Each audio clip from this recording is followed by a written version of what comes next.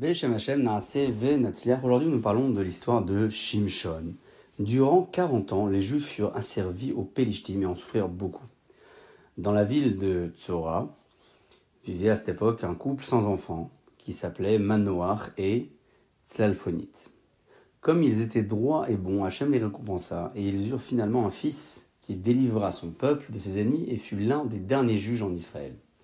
Un jour, un ange apparut à Tzlalphonite, la maman, et lui annonça qu'elle aurait bientôt un fils qui sauverait les Juifs. Tout émue, elle courut le dire à son mari. Un messager d'Hachem est venu me parler. Il avait l'aspect d'un ange du ciel, mais je ne lui ai pas demandé d'où il venait, et il ne m'a pas dévoilé son nom. Il m'a annoncé que j'aurais un enfant. Il m'a recommandé de ne boire ni vin, ni aucune liqueur pendant ma grossesse, car cet enfant, depuis sa naissance jusqu'à son dernier jour, serait un nazir, c'est-à-dire une personne qui a fait le vœu de ne pas consommer les produits de la vigne et de ne pas se couper les cheveux. Manoach, son mari, en entendant cette nouvelle, se mit à prier à Hachem de leur envoyer encore une fois le messager céleste. Il voulait lui demander comment éduquer cet enfant spécial. Et en effet, peu de temps après, l'ange réapparut à Tzlalphonite. Elle se trouvait alors dans les champs et courut aussitôt appeler son mari. Elle le mena là où l'être divin était paru.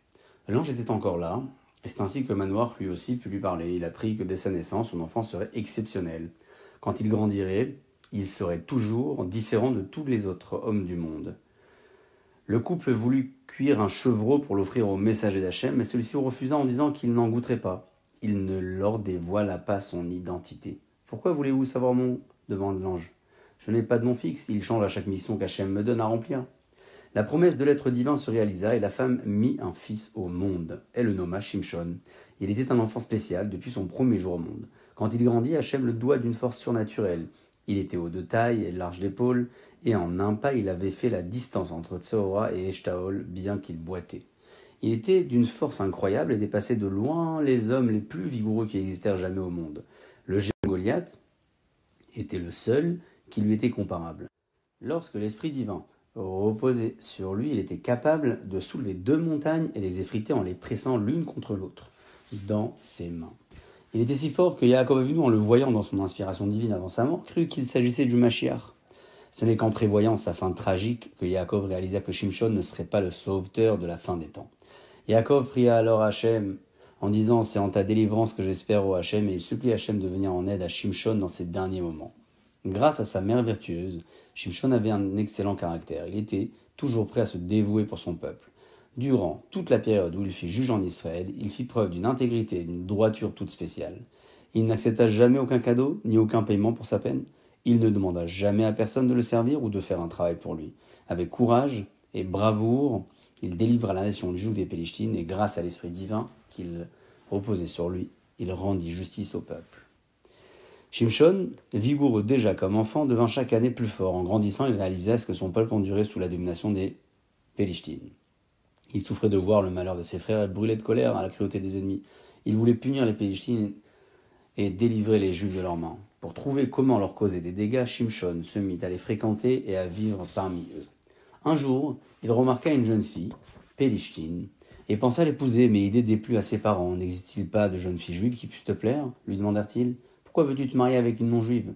Elles ne valent rien, toutes ces jeunes filles Pélishtim, tu n'en auras jamais rien de bon. » Mais Shimshon tint ferme et ne changea pas de décision, car il voulait à tout prix vivre parmi les ennemis et trouver des occasions de leur nuire. Il partit donc au pays de Pélishtim. Sur son chemin, un lion se précipita sur lui en rugissant. Mais Shimshon ne ressentit aucune frayeur. Il saisit le lion par la gueule et le déchira comme il s'agissait d'un agneau. Quelques jours plus tard, Shimshon reprit le même chemin et trouva un essaim d'abeilles dans le cadavre du lion. Il introduisit sa main dans la ruche que les abeilles avaient improvisée et en retira du miel. Il le goûta et en offrit aussi à ses parents sans leur dévoiler d'où il l'avait pris. Lorsqu'il partit finalement se marier avec cette Pélishtim, on lui dit que ses parents l'avaient entre-temps marié à un autre. Pour les punir, Shimshon attrapa 300 renards, les lia 2 à 2 par la queue et fixa un flambeau entre leurs queues. Les renards effrayés de voir le feu derrière leur dos se mirent à fuir de tous les côtés. Les torches tombèrent dans leur course affolée et incendièrent les champs des Pélishtim qu'ils traversèrent.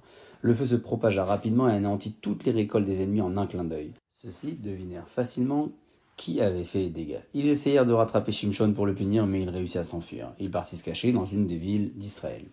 Connaissant la force naturelle de Shimshon, les Pélishtim envoyèrent un grand nombre de vaillants soldats pour le saisir. Ceux-ci forcèrent toutes les portes des maisons de la ville où Shimshon se cachait. Ils parcoururent les rues en proclamant « Si vous ne nous livrez pas Shimshon le vaillant, nous viendrons tous vous faire la guerre. Mais si vous nous dévoilez sa cachette, dès que nous l'aurons saisi, nous partirons aussitôt et nous vous ferons aucun mal. Les Juifs, craignant pour leur vie, livrèrent Shimshon aux ennemis. Ceux-ci s'empressèrent de le lier avec des cordes neuves et solides, mais juste alors, l'esprit divin reposa sur Shimshon, un esprit de force et de courage exceptionnel. Il cassa alors les cordes avec lesquelles on l'avait attaché, comme le feu rompt des fils du lin. Encore, avant que Pélishtim n'ait pu se remettre de leur stupéfaction, Shimshon avait pris la fuite. Il trouva une mâchoire d'âne fraîche, celle de l'âne d'Avraham Avinu, sur lequel il était monté pour aller sacrifier son fils Yitzhak. Elle était restée intacte par miracle, et il s'en servit pour battre les ennemis. Il tua ainsi 1000 hommes. Cette bataille d'1 contre 1000 le fatigua beaucoup, et il s'étendit à terre, exténué et creusé par la soif.